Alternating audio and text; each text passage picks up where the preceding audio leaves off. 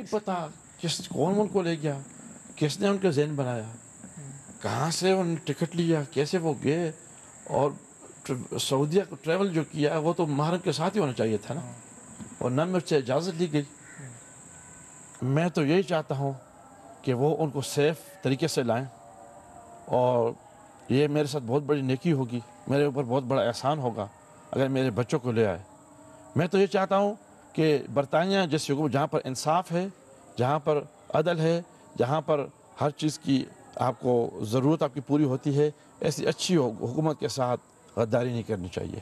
اور میری اپیل ہے برطانوی حکومت سے کہ وہ ان کو نہیں بلکہ جو بھی گئے ہیں سب کو، ہم کہتے ہیں سب کو، جو بھی گئے ہیں سب کو سیفلی واپس لے آئیں۔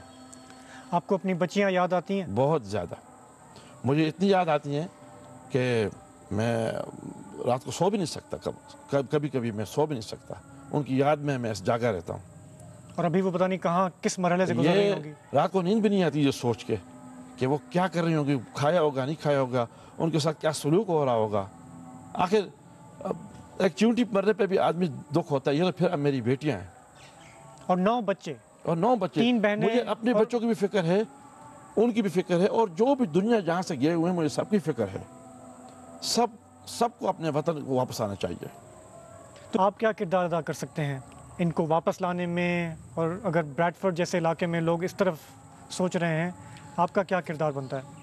میں کیا کر سکتا ہوں چھوٹے سے گاؤں میں رہ کے؟ نہ میرے پاس کوئی